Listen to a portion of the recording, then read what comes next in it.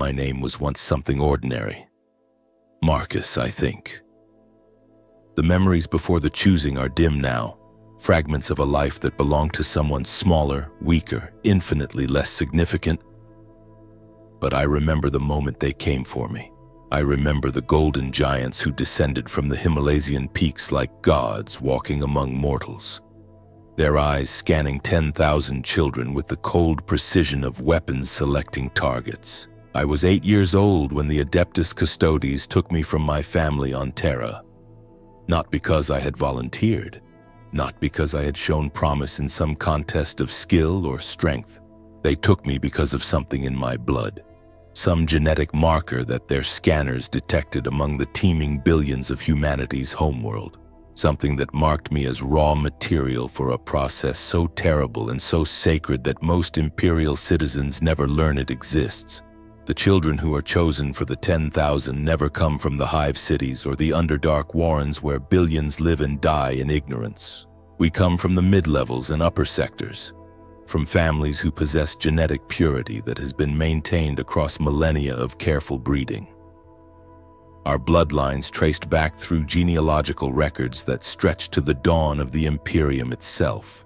We are the sons of administrators and junior nobles, of military officers and tech adepts, of anyone whose ancestors managed to keep their DNA clean while the rest of humanity mutated under the weight of 10,000 years of war and environmental toxicity.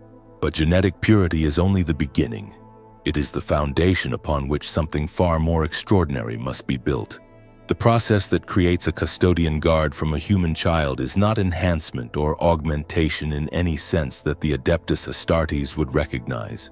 It is complete reconstruction, the systematic dismantling and rebuilding of every cell, every organ, every neural pathway according to designs that were perfected in the Emperor's own laboratories during the Great Crusade. The Custodes took me to the Imperial Palace, though that phrase carries no weight adequate to describe the reality of that ancient fortress.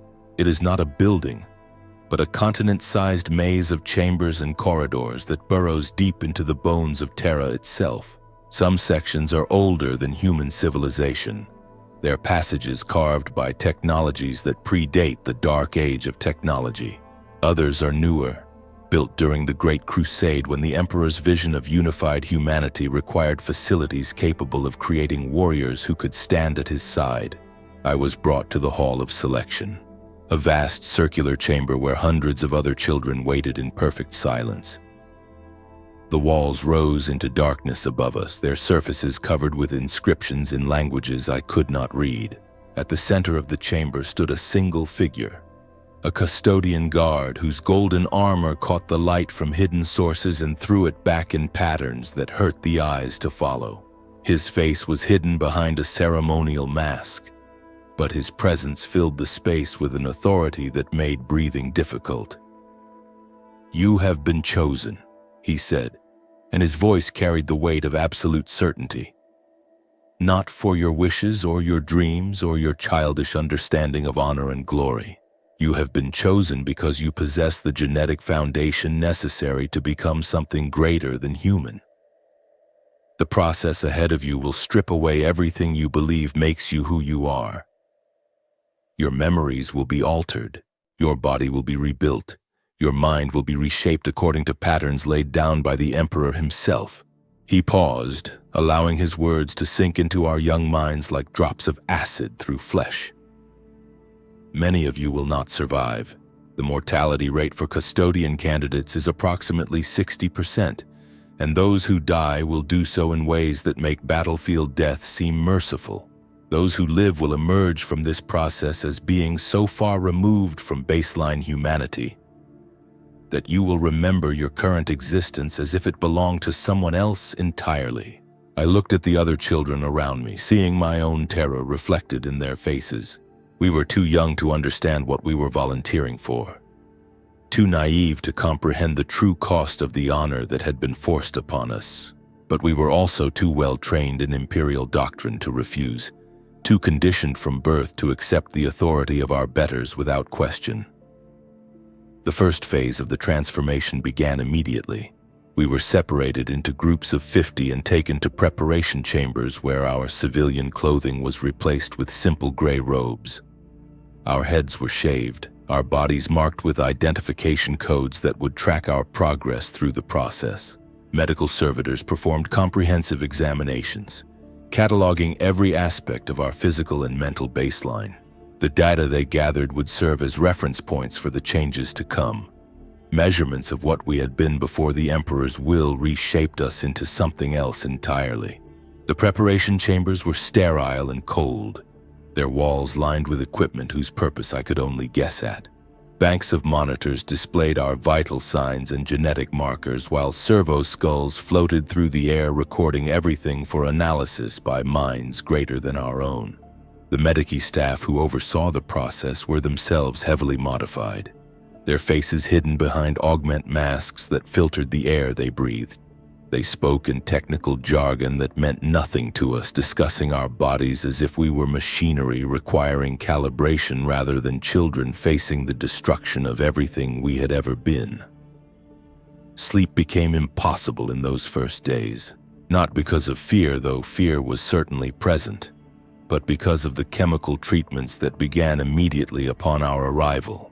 Cocktails of hormones and neural stimulants were administered through IV drips that ran continuously, flooding our systems with substances designed to prepare our bodies for the trauma to come.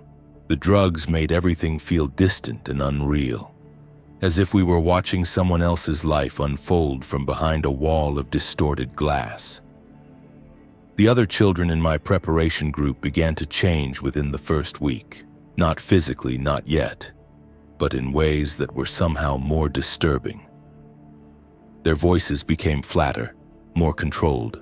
Their movements took on a mechanical precision that seemed wrong in bodies so young. When they spoke, which became increasingly rare, their words carried undertones of adult authority that should not have been present in children our age. The chemical conditioning was already beginning to work, stripping away the chaos of youthful emotion and replacing it with something colder and more focused.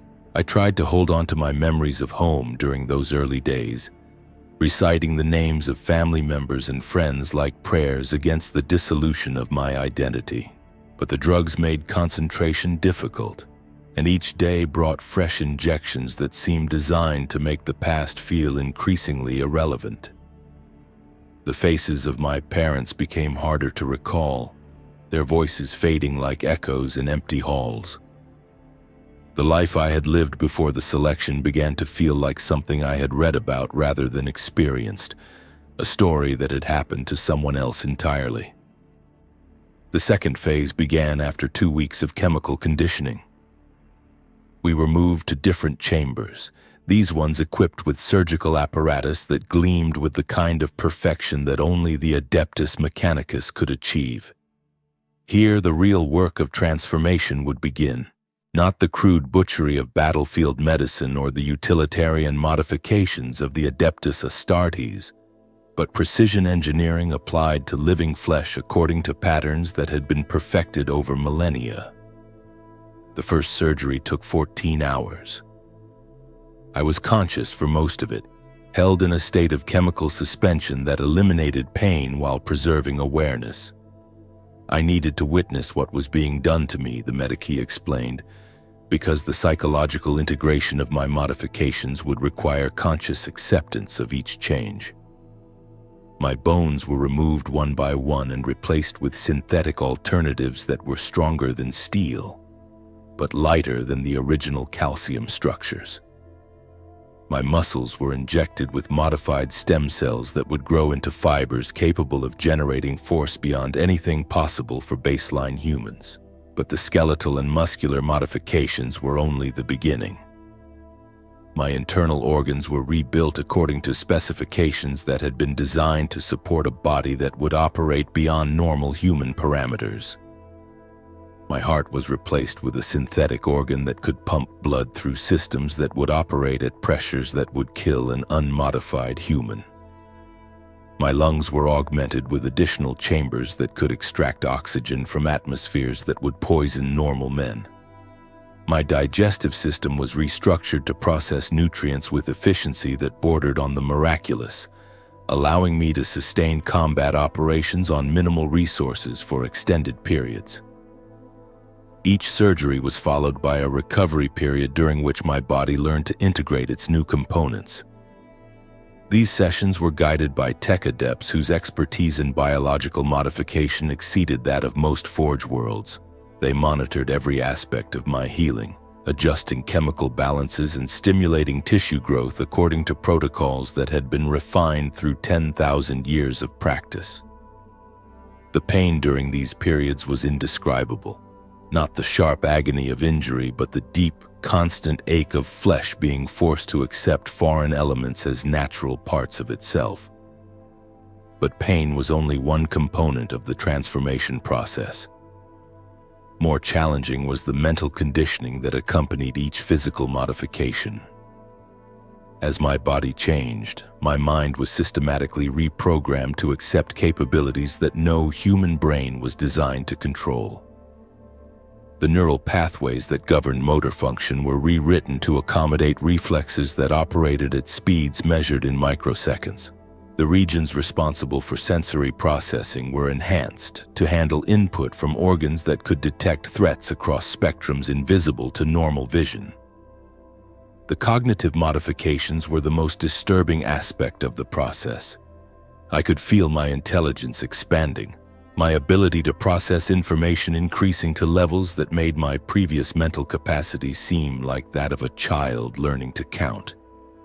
But this enhanced intellect came at a cost.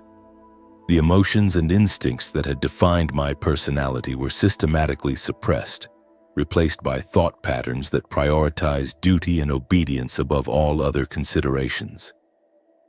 The spontaneous joy and curiosity that had characterized my childhood were burned away like impurities in refined metal, leaving behind something cleaner but infinitely colder. Memory modification began during the 4th month of transformation. The tech adepts used techniques that made the crude methods of the Adeptus Astartes seem barbaric by comparison.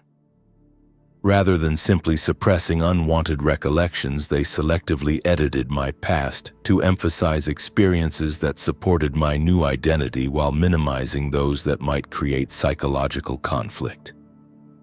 My love for my parents was preserved but redirected toward the Emperor. My childhood friendships were remembered but transformed into lessons about loyalty and sacrifice. Even my fears were modified, reshaped into appropriate caution rather than paralyzing terror. The process was not uniform across all candidates. Each child responded differently to the modifications, their unique genetic patterns creating variations in how the transformation proceeded. Some adapted quickly to their new capabilities, their personalities integrating smoothly with their enhanced physiology. Others fought against the changes, their minds rejecting the modifications in ways that created dangerous instabilities. These unfortunates were removed from the program through methods that were never explained to the rest of us. I witnessed one such removal during my 6th month of conditioning.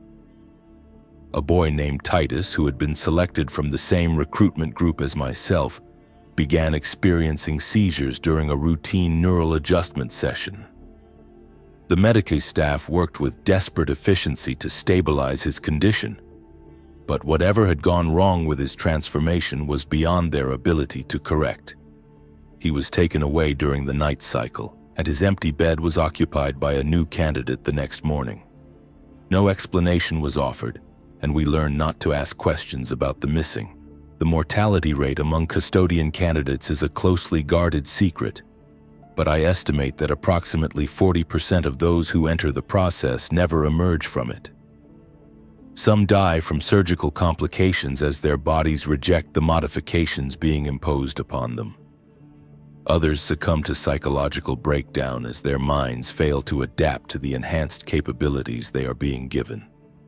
A few simply vanish without explanation, their disappearance attributed to training accidents or classified reassignments that fool no one who has witnessed the process firsthand. But those of us who survived the early phases faced challenges that were in some ways worse than death. As our bodies approached their final configuration, we began to experience capabilities that no human consciousness was designed to handle. Our enhanced senses provided information about our environment with detail that was initially overwhelming. We could hear conversations through thick walls, detect chemical signatures in the air that revealed the emotional states of everyone around us, and see across spectrums that painted the world in colors that had no names in any human language. The physical strength that came with our modifications was equally challenging to control. Simple tasks like opening doors or handling equipment required constant conscious effort to avoid causing damage. I learned to move with deliberate precision, calculating the force required for every action to prevent accidental destruction of objects or injury to unmodified humans. The furniture in our quarters was replaced with reinforced alternatives after several candidates inadvertently crushed standard Imperial furniture during routine activities. Combat training began during the 8th month, when our physical modifications had stabilized enough to allow for practical application. The training chambers where we learned to fight were unlike anything used by the Adeptus Astartes or the Imperial Guard. They were equipped with holographic projectors that could create environments of unlimited complexity, allowing us to practice combat scenarios that ranged from urban warfare to void fighting, to battles against enemies that existed only in theoretical models. Our instructors were veteran custodians whose presence filled the training chambers with an authority that made concentration difficult. They moved with a perfection of motion that seemed to defy physical laws, their actions flowing from one combat technique to another without pause or wasted movement. When they demonstrated fighting techniques, the air itself seemed to respond to their will, their weapons cutting through space with precision that created visible disturbances in the atmosphere. "You are not learning to be soldiers," one instructor told us during our first training session. "Soldiers fight wars. Custodians end them. The techniques you will master are not designed for battlefield efficiency or tactical advantage. They are designed to eliminate threats to the Emperor's person with absolute certainty, regardless of the nature or scale of those threats." The weapons we learned to use were masterworks of artifice that had been crafted by the finest artisans in the Imperium. Each Guardian spear was unique, its molecular structure tuned to the specific capabilities of its wielder. The power fields that surrounded their blades could cut through materials that would turn aside chains wards, while their integrated bolters fired ammunition that had been blessed by the highest members of the Adeptus Mechanicus. Learning to fight with these weapons was like learning to conduct symphonies of destruction, each movement calibrated to produce maximum lethality with minimum effort. But weapon training was only one component of our combat education. We learned to fight unarmed, using techniques that could turn our augmented bodies into weapons more deadly than any blade or gun. We practiced against combat servitors that had been programmed with fighting patterns derived from every known enemy of the Imperium, from orc warlords to chaos champions to alien creatures whose capabilities defied human understanding. Each session pushed our newly enhanced abilities to their limits, teaching us to function in combat situations that would overwhelm even veteran Astartes. The psychological conditioning that accompanied our combat training was designed to eliminate hesitation and doubt from our tactical decision-making. We learned to assess threats and neutralize them with the same mechanical precision that our bodies brought to physical combat. Enemy combatants became target-rich environments rather than thinking beings deserving of consideration or mercy. Civilian casualties were transformed into acceptable losses in service of larger strategic objectives. The moral complexities that might paralyze normal human soldiers were stripped away and replaced with algorithmic clarity that reduced every situation to simple parameters of threat assessment and response optimization. Memory implantation began during the 10th month, when our cognitive modifications had stabilized enough to accept external data without psychological rejection. The knowledge we received was vast beyond comprehension, encompassing everything from tactical doctrine to historical analysis to technical specifications for equipment we might encounter during our service. Military strategies from the Great Crusade were downloaded directly into our consciousness, allowing us to understand battlefield situations with the wisdom of warriors who had fought alongside the Emperor himself. But the implanted memories were not limited to practical knowledge. We received cultural information about every major human world in the Imperium, social patterns that would allow us to operate effectively in any environment where our duties might take us. We learned languages that were spoken on distant planets, diplomatic protocols for dealing with planetary governors and military commanders, and subtle social cues that would help us identify potential threats among civilian populations. Most importantly, we received complete psychological profiles of every known enemy type that custodians had encountered during 10 millennia of service. We learned to recognize the behavioral patterns of chaos cultists before they revealed their corruption, to identify alien infiltrators despite their attempts at human disguise, and to detect the subtle signs of mutation or psychic contamination that might threaten the Emperor's realm. This knowledge became part of our instinctive responses, allowing us to assess and neutralize threats without conscious deliberation. The final phase of transformation began during the 12th month, when our physical and mental modifications were ready for integration into a complete custodian identity.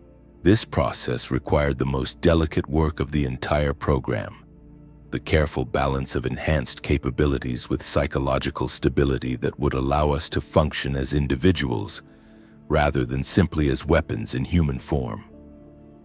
The integration chambers where this work took place were sacred spaces within the Imperial Palace, their walls decorated with inscriptions that dated back to the Emperor's own hand. Here, under the direct supervision of custodian chaplains, our new identities were carefully constructed from the raw material of our transformed minds and bodies. We learned our place in the hierarchy of the 10,000, our specific roles within the broader organization of the Adeptus Custodes, and the sacred duties that would define our existence for whatever remained of our lives.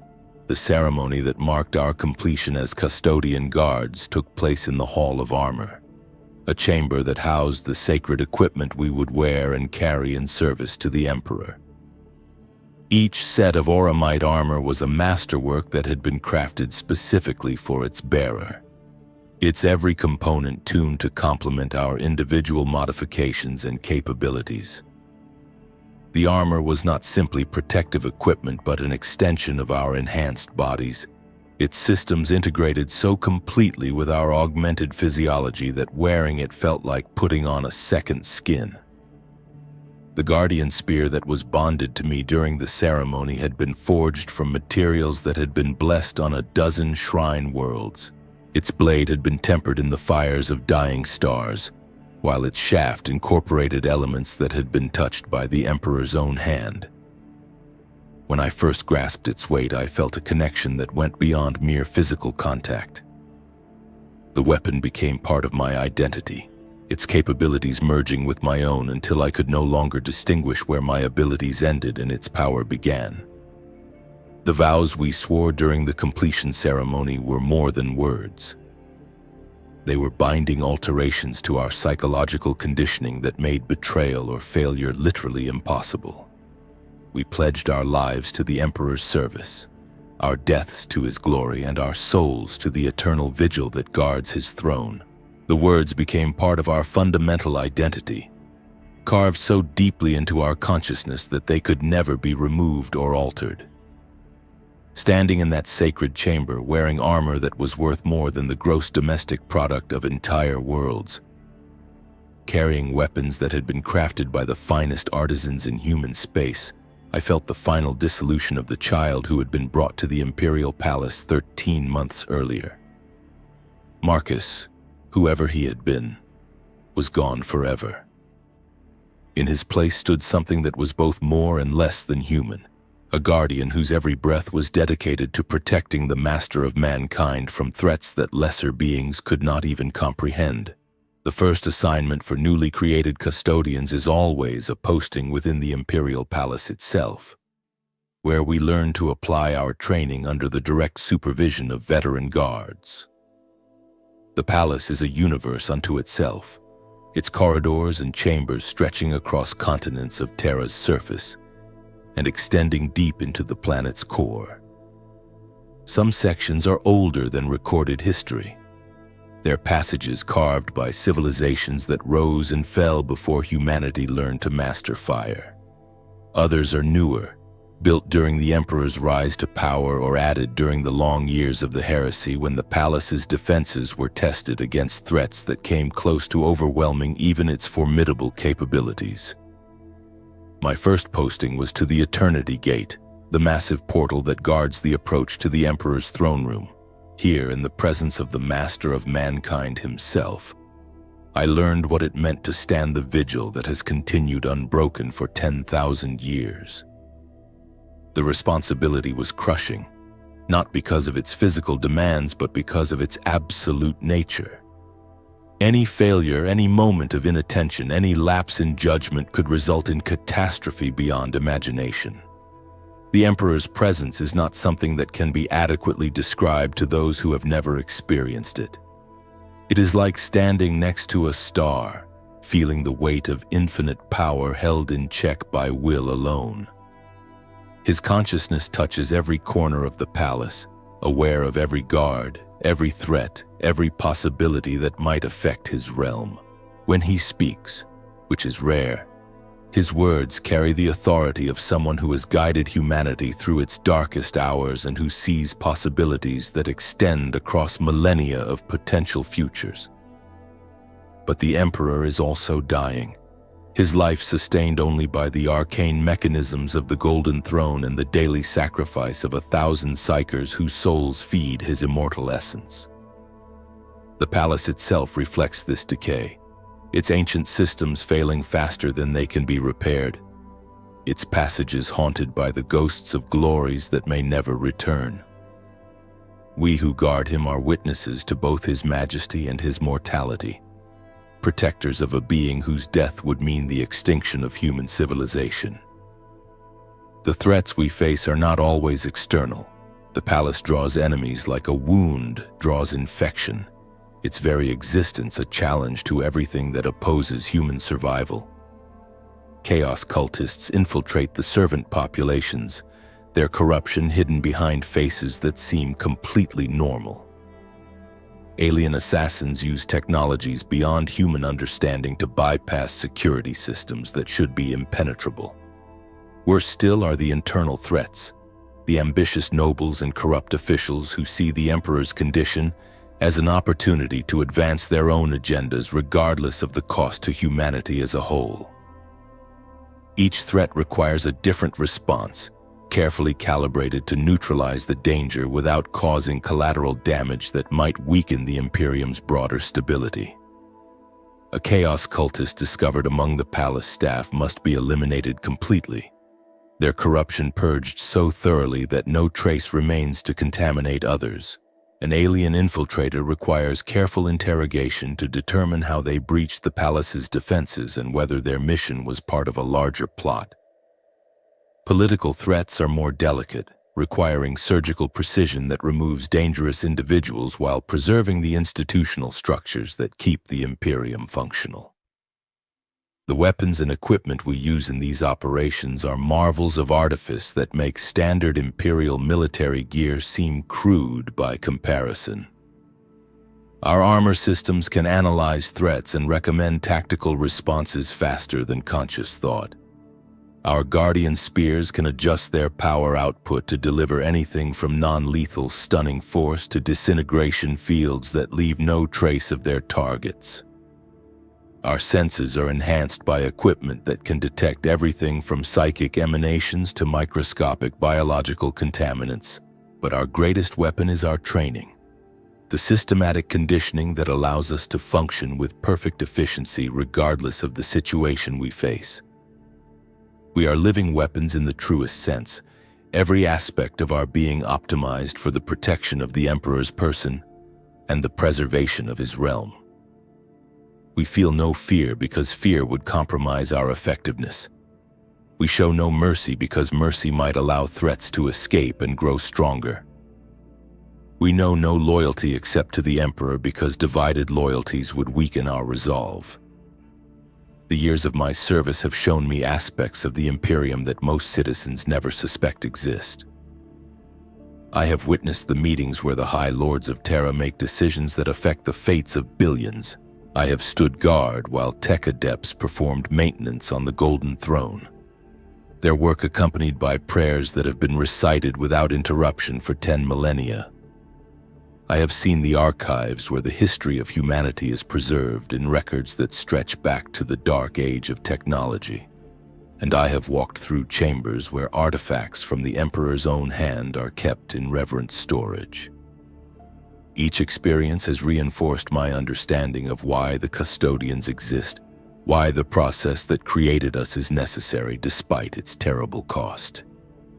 We are not simply bodyguards or elite soldiers. We are the living embodiment of the Emperor's will, the instruments through which his protection extends across the galaxy. Every child who dies during the transformation process, every candidate who fails to complete the program, every sacrifice made in the name of creating the 10,000 is justified by the greater purpose we serve.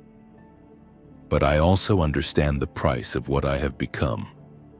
The child who was taken from his family 13 years ago is gone so completely that I struggle to remember what it felt like to experience genuine emotion.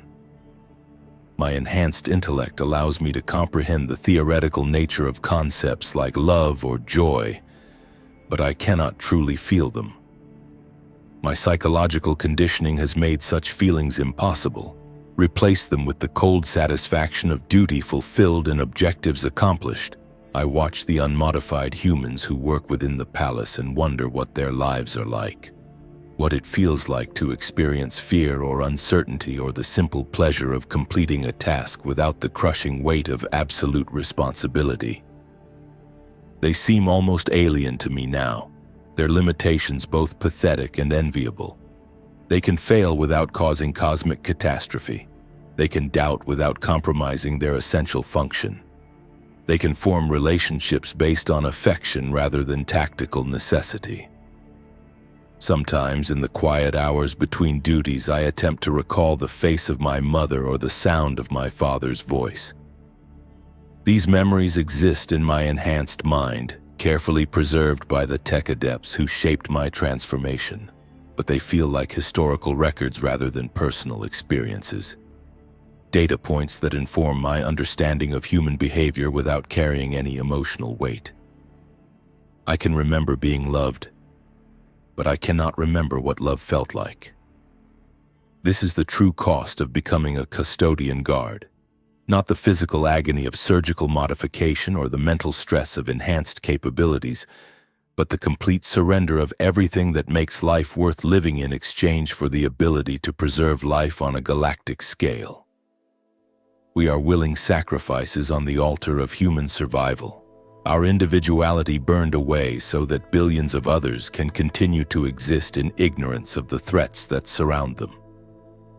The Imperium tells its citizens that the Emperor protects, and this is true, but his protection comes through instruments like us. Beings who have been shaped into weapons so perfect and so terrible that we can no longer be classified as human in any meaningful sense. We are the price that humanity pays for its continued existence. The living proof that survival in the 41st millennium requires sacrifices that would have been unthinkable in gentler ages. I stand my eternal vigil at the eternity gate, watching for threats that may never come while serving a master who may already be dead. The child who was chosen for this honor is gone, replaced by something that serves purposes beyond his understanding. I feel no regret for this transformation because regret has been burned out of my consciousness along with every other emotion that might compromise my effectiveness. I am a custodian guard of the Adeptus Custodes, guardian of the Emperor's sacred person, defender of humanity's last hope. I am perfection achieved through suffering, duty incarnate, the living embodiment of humanity's will to survive regardless of the cost. And I remember nothing of what it felt like to be human. The decades pass like days in the service of the custodes. Time becomes fluid when your duties stretch across centuries rather than years, when your enhanced lifespan allows you to witness the rise and fall of entire generations of mortals. I have served at the Eternity Gate for 47 years now, watching over the Emperor's throne room while the Imperium slowly decays around us like a vast organism dying from 1,000 small wounds. In all that time, I have seen perhaps a dozen direct threats to the Emperor's person. Assassins who somehow managed to penetrate the palace's outer defenses, their exotic weapons and alien technologies turning the sacred corridors into brief battlefields. Chaos cultists who had risen high enough in the Imperial hierarchy to gain access to restricted areas, their corruption hidden so skillfully that it was not detected until they revealed themselves in acts of desperate violence. Psykers whose powers had grown beyond their ability to control, turning them into living conduits for the demons that constantly seek to breach the barriers between reality and the warp. Each threat was neutralized with the precision that our training had instilled in us. Guardian spears flashed through the air with movements too fast for normal humans to follow, power fields carved through armor and flesh with equal ease. Bodies fell and were removed by servitors while we returned to our posts as if nothing had happened. The Emperor's protection never wavered, his vigil never interrupted by the brief violence that eliminated those foolish enough to challenge his guardians. But the external threats, dramatic as they might be, are not the true danger facing the Imperium. The real enemy is entropy itself, the slow degradation of systems that were built to last forever but which have been strained beyond their design parameters by 10,000 years of constant use. The Golden Throne grows less stable with each passing year, its ancient mechanisms requiring increasingly desperate measures to maintain their function. The palace's infrastructure fails faster than it can be repaired, whole sections sealed off because the resources needed to restore them simply do not exist. I have watched tech adepts weep over machinery they cannot understand, their augmented minds struggling to comprehend technologies that were ancient when the Emperor still walked openly among his people. I have heard the prayers they whisper to machine spirits that may no longer exist, their desperation growing as critical systems approach the point of irreversible failure. The Omnissiah's blessing seems to grow weaker with each passing decade, as if even the machine god has begun to abandon the realm of mankind.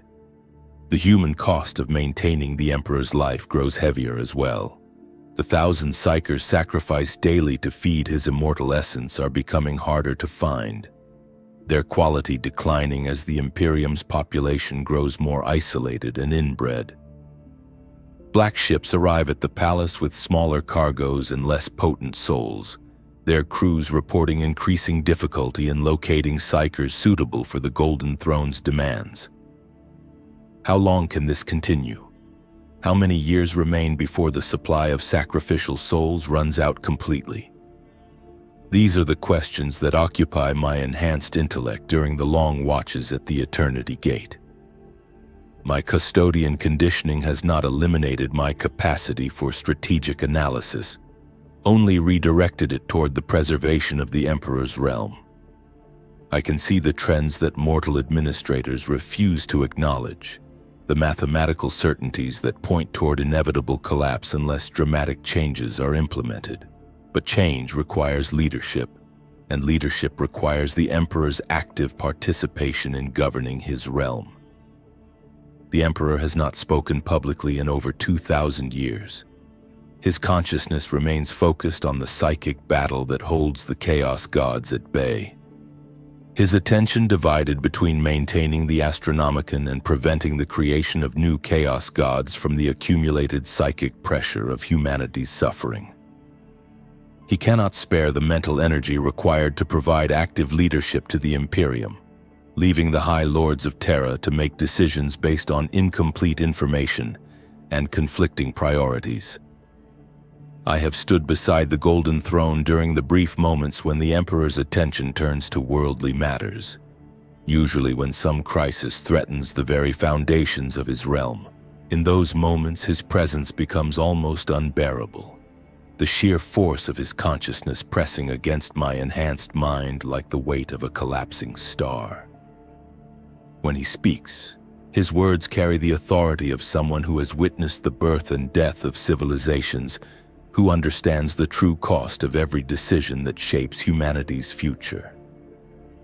"My guardians," he said to us during one such moment, his voice carrying harmonics that seemed to resonate in dimensions beyond normal space. "You see what I see. You understand what others cannot. The Imperium dies by degrees, poisoned by its own success, strangled by the very structures that once gave it strength. His golden eyes, still burning with power after 10 millennia of entombment, turn toward each of us with mechanical precision. The process that created you was necessary, but it was also a form of surrender.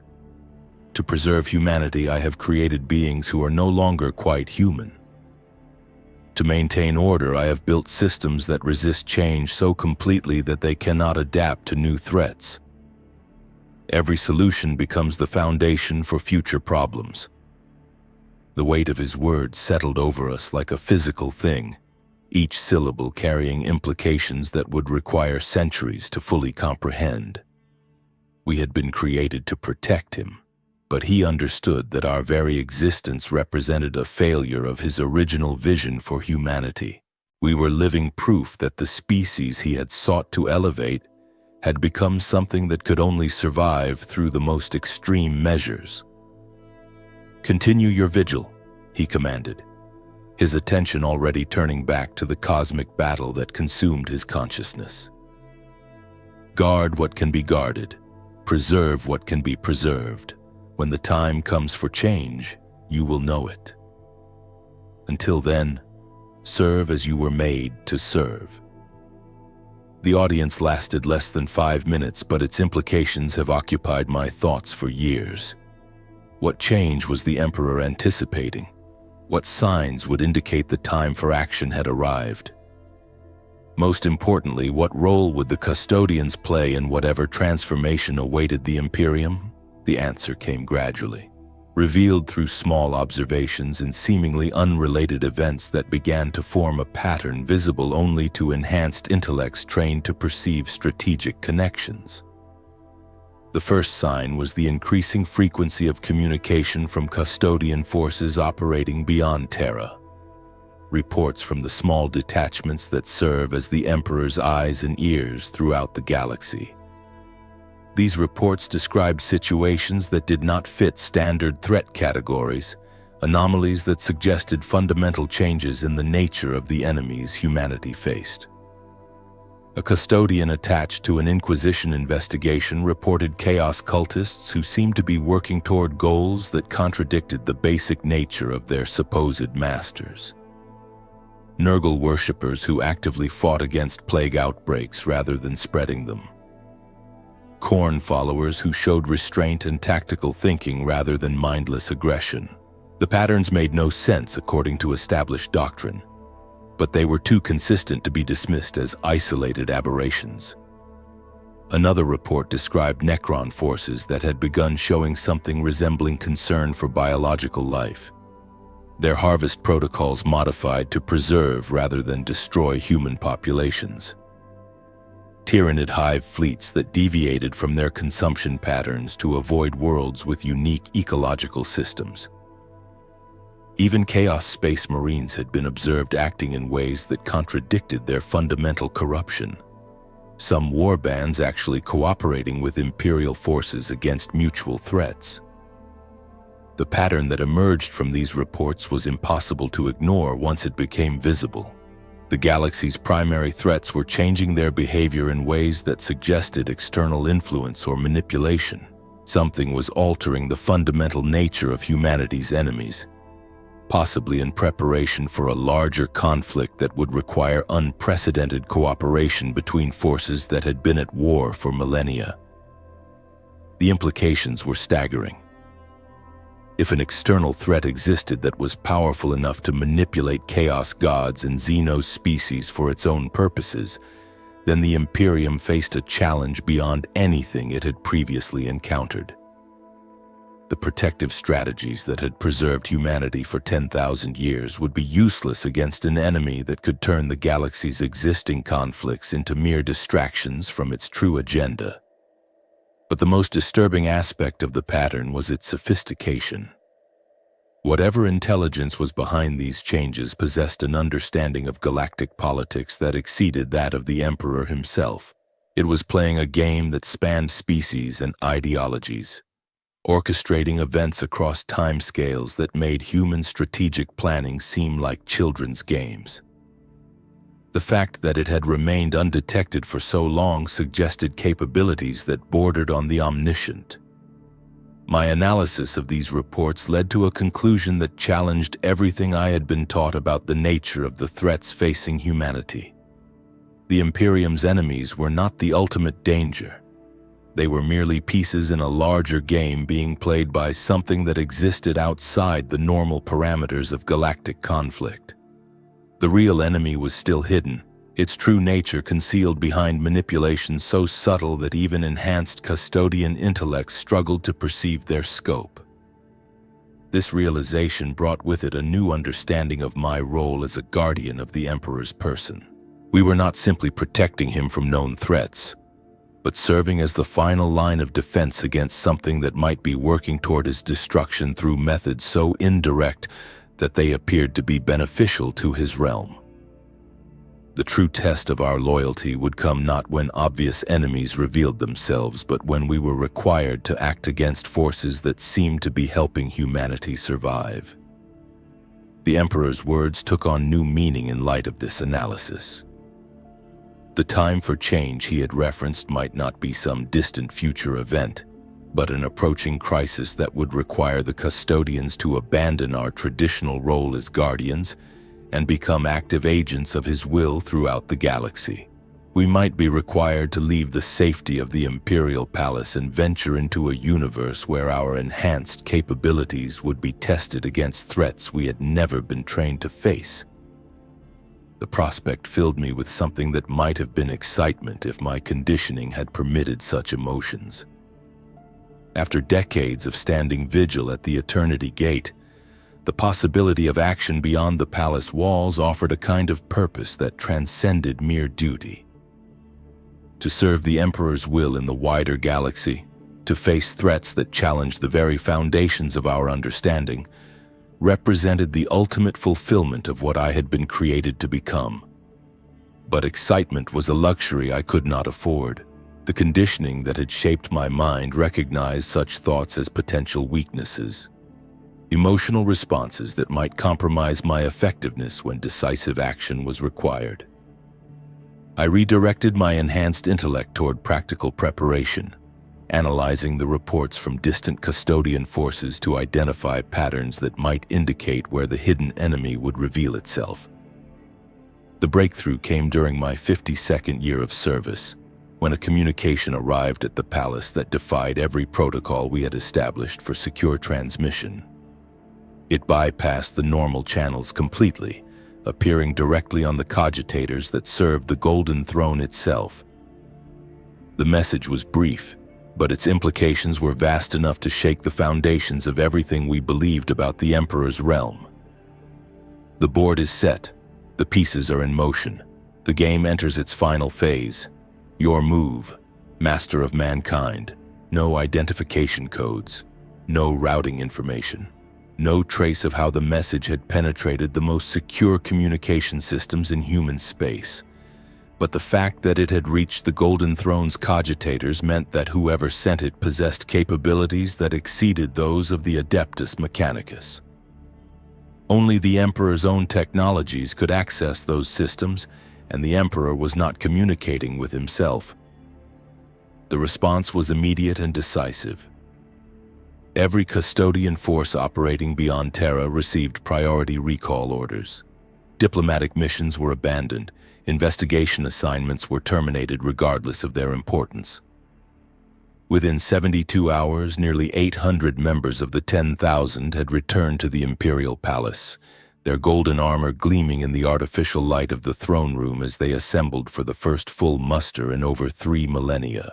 I stood with my brothers in the vast space before the golden throne, feeling the weight of collective purpose that connected us despite our individual modifications and specializations. We were united not just by our shared transformation, but by our common understanding that the moment we had been created to face was finally at hand. The Emperor's attention focused on our assembly with an intensity that made the air itself shimmer with barely contained power. "My guardians," he spoke, and his words carried harmonics that seemed to originate from multiple dimensions simultaneously. "The enemy I have long expected has finally revealed itself, not through direct confrontation, but through manipulation so subtle that it has taken millennia to detect its influence.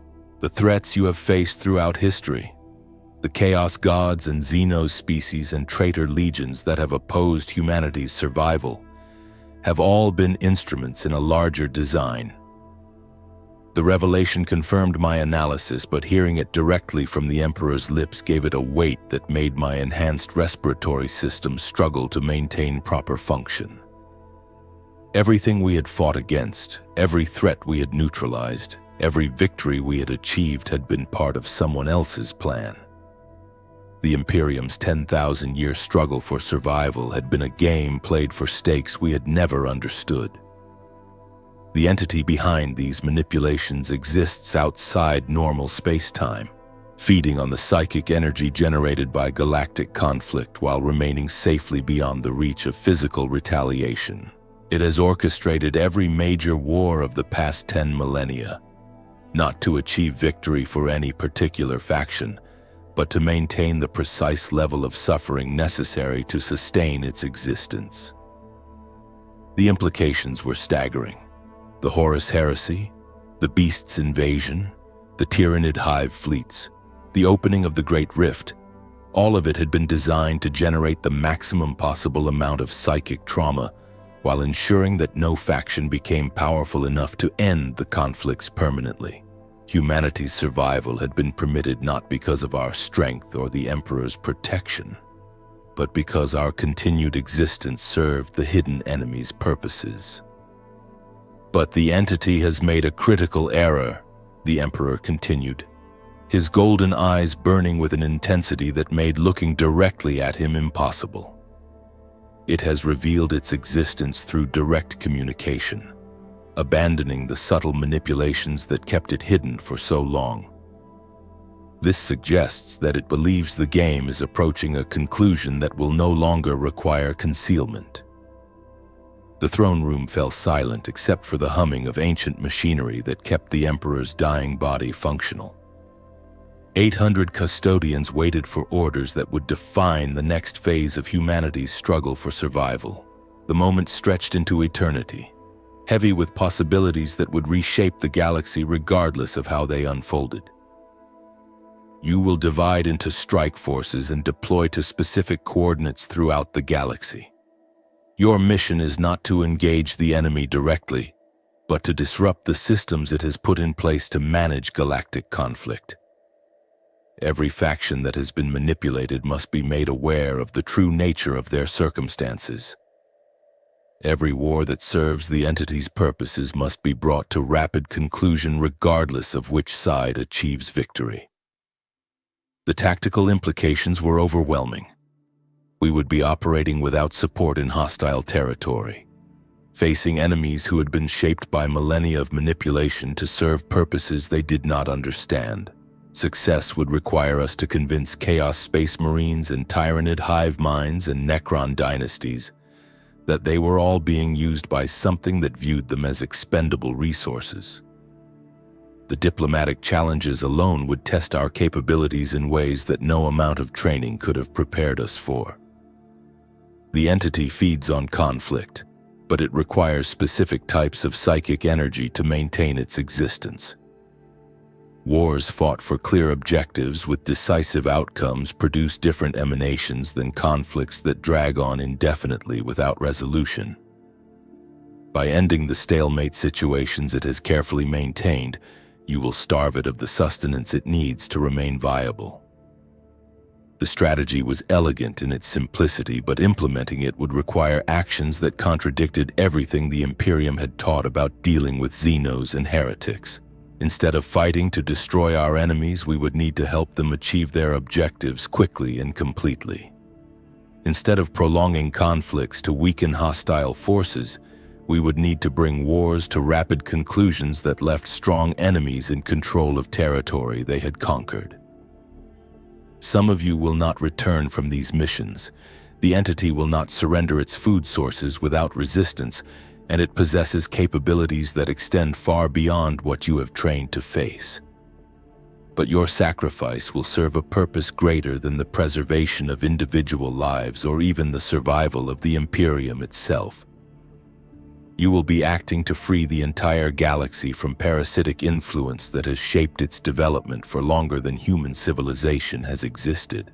The Emperor's words settled over us like a benediction, each syllable carrying the weight of absolute authority. We had been created to serve his will, and his will now demanded that we risk everything we had been built to protect in service of something even greater. The child who had been taken from his family 60 years ago to become a weapon in service to humanity would finally fulfill the purpose for which he had been sacrificed. Captain General Trajan Valoris will coordinate your deployment. The coordinates you receive will take you to flashpoint locations where the entity's influence is strongest. Remember that you are not fighting for the Imperium's victory, but for the freedom of every thinking being in the galaxy. Even our enemies deserve liberation from parasitic control. The assembly dispersed with mechanical efficiency, each custodian receiving sealed orders that would determine their role in the coming operation.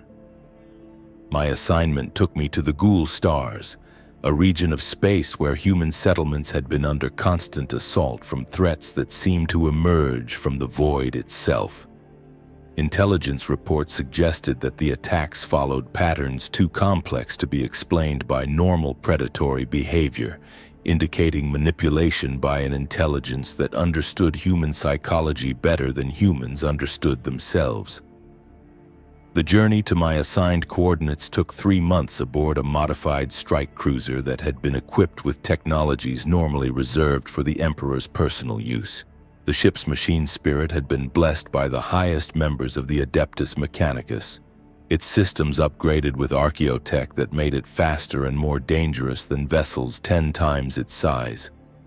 But even with these advantages, traveling to the galaxy's edge required careful navigation through warp storms and Xenos-controlled systems that could destroy unwary vessels without warning. I spent the voyage studying intelligence reports about the Ghoul stars, trying to understand the nature of the conflict I would be required to resolve. The human colonies in the region had been established during the Great Crusade, their populations drawn from the most psychically sensitive bloodlines in the Imperium.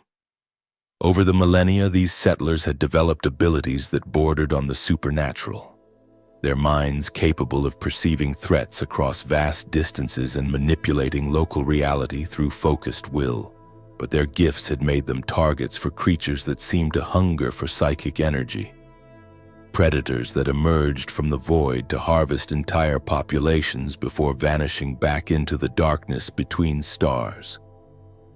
The attacks followed no predictable schedule, sometimes occurring within months of each other, sometimes separated by decades of apparent peace. Each assault was different in its methods but identical in its thoroughness, leaving no survivors and no trace of what had happened to the missing colonists.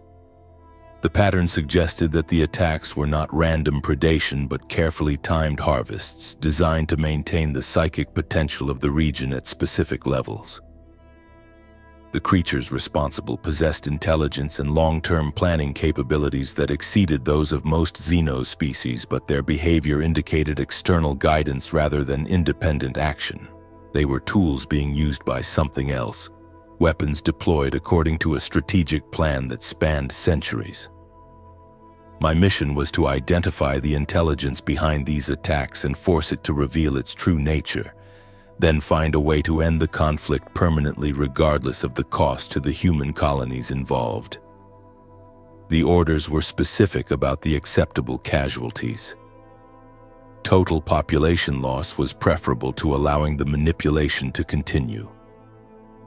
Better to sacrifice individual settlements than permit the galaxy-wide system to remain intact.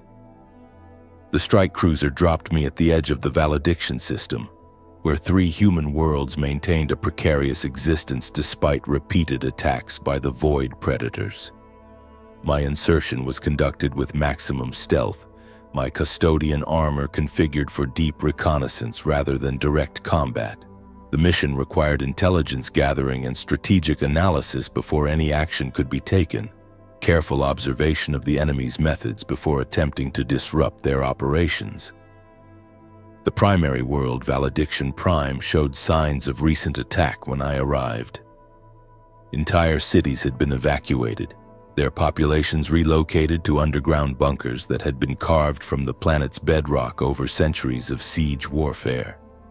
The surface installations that remained operational were heavily fortified and defended by weapon systems that could engage targets in orbit, but the defenses were positioned to repel conventional assault rather than the reality-warping attacks the Void Predators favored. I established my base of operations in the ruins of a cathedral that had been abandoned after the previous attack, its sacred architecture providing both concealment and protection from the psychic emanations that saturated the local environment. From this position, I could observe the planet's defensive preparations while monitoring communications traffic for signs of the enemy's approach.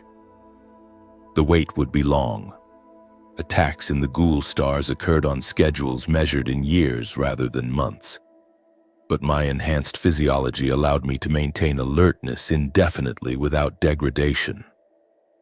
The first indication that something was watching me came during my 3rd week of observation. Shadows began moving in ways that did not correspond to the light sources around them, creating patterns that seemed to follow no physical law. The effect was subtle, visible only to senses enhanced beyond human capability, but it indicated the presence of intelligence that operated according to principles I did not understand. I adjusted my surveillance protocols to account for the possibility of observation, using techniques that would be invisible to entities that perceived reality through conventional means. But the shadows continued their impossible movements, now supplemented by sounds that seemed to originate from empty air and scents that carried emotional undertones designed to provoke specific psychological responses. Whatever was watching me possessed capabilities that went far beyond simple stealth technology. The breakthrough came when I realized that the entity was not trying to remain hidden, but was instead attempting to communicate. The shadow patterns, when analyzed through my enhanced cognitive systems, revealed mathematical sequences that followed familiar principles but reached conclusions that violated physical law. The sounds, when processed through acoustic analysis, contained harmonics that matched the communication frequencies used by the Emperor's own psychic transmissions. The scents triggered memories that had been implanted during my transformation. Recollections of conversations and experiences that had never actually occurred. The entity was using my own enhanced capabilities against me, exploiting the modifications that made me more than human to establish a communication channel that bypassed normal sensory input. It knew exactly what I was and how my mind had been conditioned, suggesting access to information that should have been available only to the highest levels of the Adeptus Custodes. The implications were disturbing. If this entity could penetrate Imperial security so completely, then nowhere in the galaxy was truly safe from its influence. But rather than feeling threatened by this revelation, I found myself fascinated by the sophistication of the approach. This was communication between beings that operated on entirely different levels of existence, a form of contact that transcended the limitations of physical reality. For the first time since my transformation, I was encountering something that matched my own enhanced capabilities and challenged me to grow beyond them. I began to respond to the entity's communications, using my Guardian Spear's power field to create electromagnetic patterns that corresponded to the mathematical sequences I had been receiving. The response was immediate and overwhelming, a flood of information that threatened to overload even my enhanced cognitive systems. I caught glimpses of galactic history that spanned millions of years, saw the rise and fall of civilizations that had reached heights beyond anything achieved by humanity, witnessed the birth of entities that existed in dimensions parallel to our own reality. The entity I was communicating with was ancient beyond measurement, a being that had observed the development of organic life throughout the galaxy from its earliest emergence.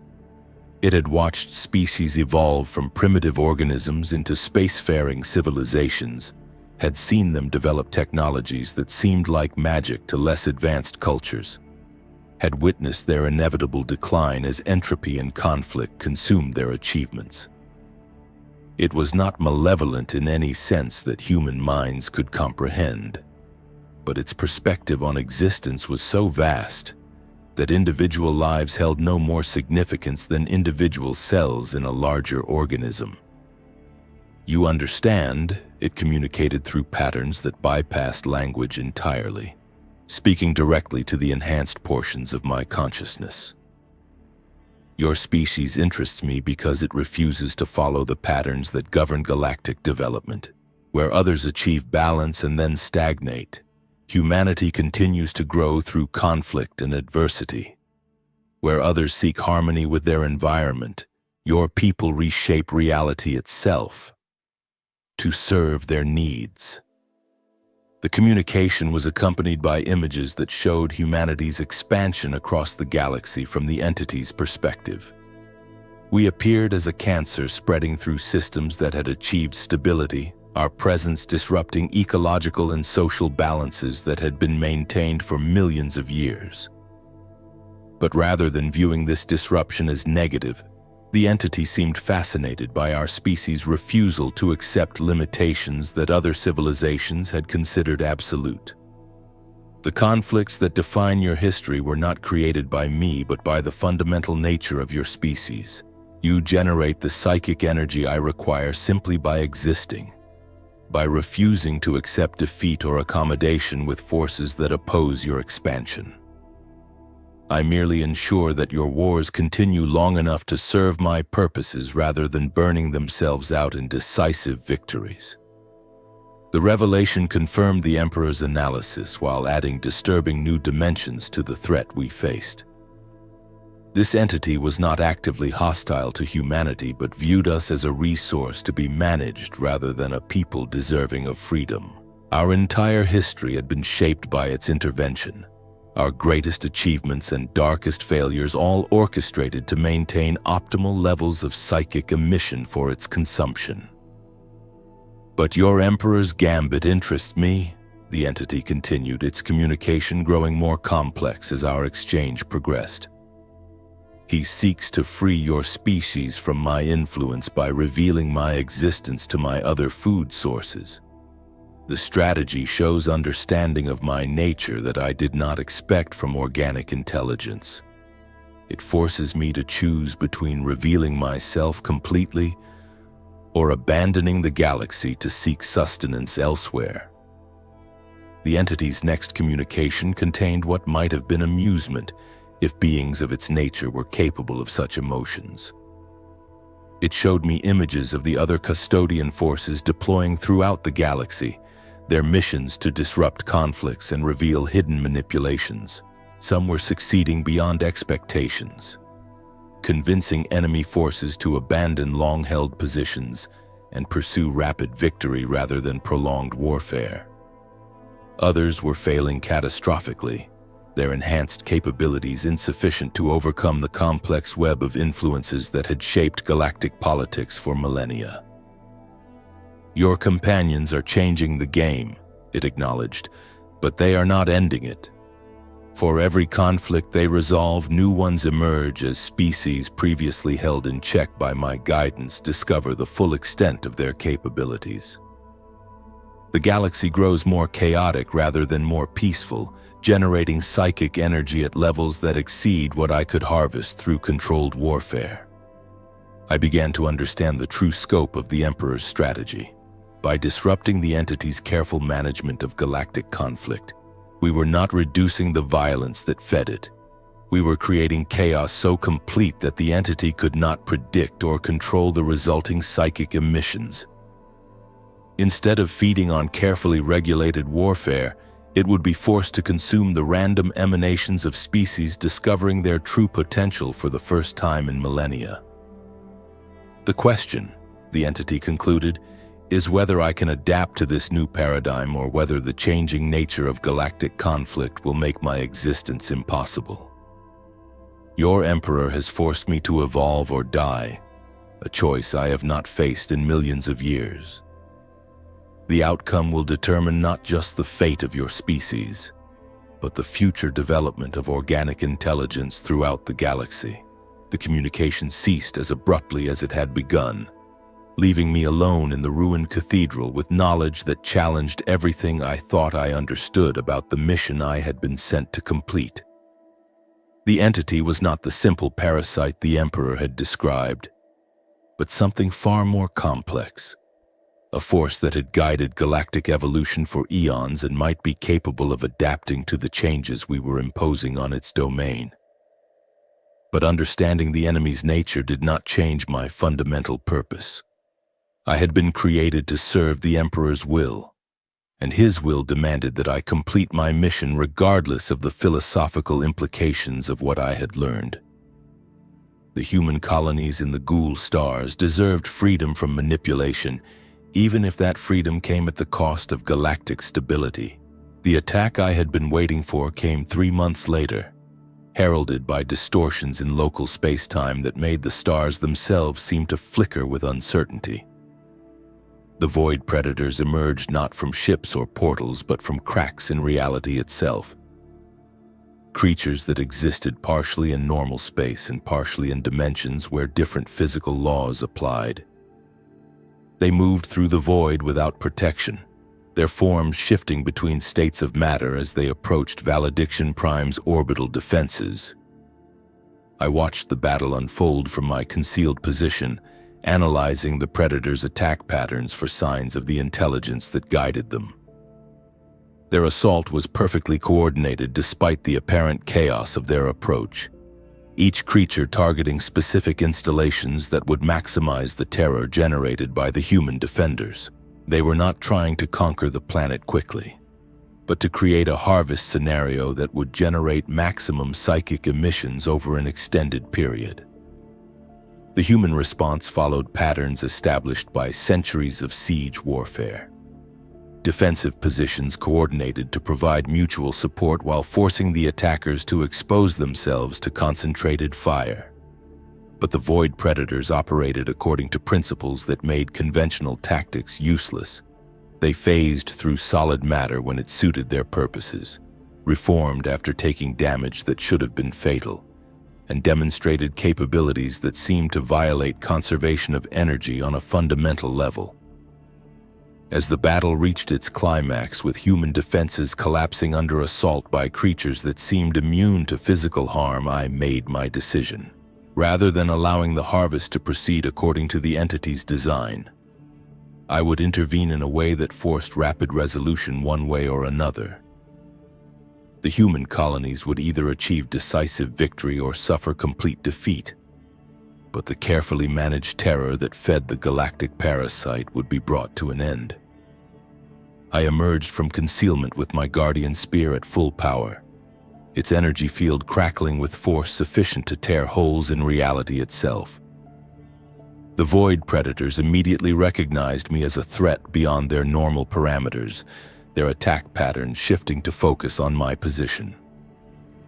but they had evolved to harvest psychic energy from terrified human populations, not to fight beings who had been specifically designed to kill threats beyond normal comprehension. The battle that followed lasted 7 hours and reshaped the landscape of Validiction Prime. My enhanced capabilities allowed me to fight creatures that existed in multiple dimensions simultaneously, my guardian spear cutting through their shifting forms with precision that forced them to maintain coherent physical shapes.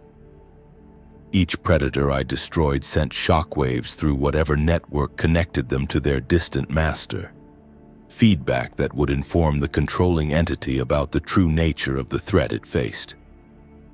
By the time the last void predator fell, the human defenses had reorganized around my position, their weapon systems now able to engage targets that had been made vulnerable by my intervention. The harvest was not just disrupted, but completely reversed. Instead of generating the terror that fed the galactic parasite, the colonists had achieved a victory that would inspire resistance throughout the Ghoul stars. The aftermath brought communications from other Custodian forces throughout the galaxy, reports of similar successes and failures as we worked to disrupt the careful balance that had maintained galactic conflict for millennia. Some sectors were achieving peace for the first time in recorded history, their populations finally able to focus on development rather than survival. Others were descending into chaos as species previously held in check by invisible manipulation discovered the full extent of their destructive capabilities. But the overall trend was clear. The galaxy was changing in ways that made the old patterns of controlled conflict impossible to maintain. The entity that had fed on our struggles for so long would be forced to adapt or abandon its position as the hidden orchestrator of galactic development. Either outcome would represent a victory for the forces of organic intelligence over parasitic manipulation. I remained on Validiction Prime for another year, helping the colonists develop defenses that would protect them from future attacks while monitoring communications for signs of the entity's response to our actions. The changes were subtle at first, slight alterations in the behavior of threats throughout the galaxy, adjustments in timing that indicated new forms of strategic thinking. But gradually a pattern emerged that suggested something unprecedented was occurring in the space between dimensions where the entity made its home.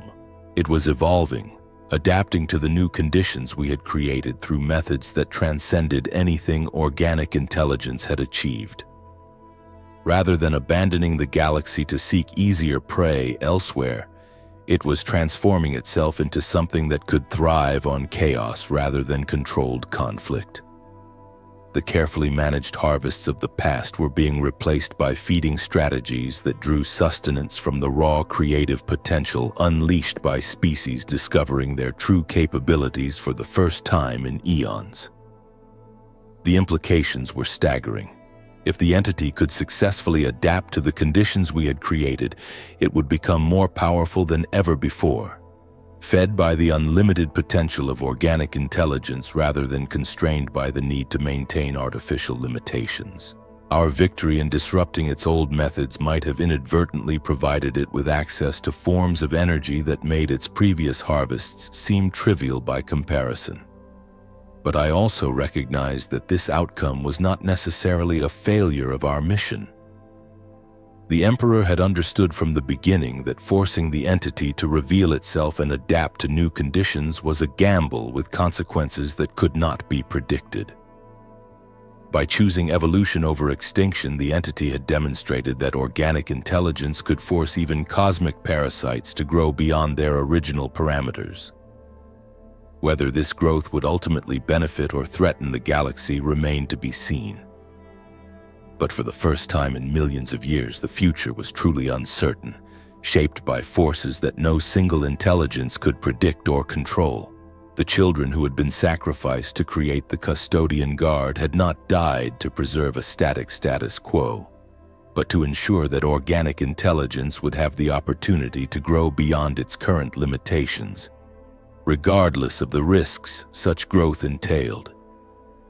As I prepared to return to Terra with my report, I found myself thinking about the child who had been taken from his family 60 years ago to serve purposes he could not have imagined. That boy was gone forever, replaced by something that served the Emperor's will without question or regret. But perhaps his sacrifice and the sacrifices of all the others who had been transformed to create the 10,000 had achieved something greater than mere service to a dying god. We had forced the galaxy itself to evolve, pushed the boundaries of what was possible for organic intelligence, and created conditions where growth and change were not just possible but inevitable. The Emperor's gambit had succeeded not because we had destroyed our enemies, but because we had forced them to become something new. And in a universe where change was the only constant, that might be the greatest victory of all.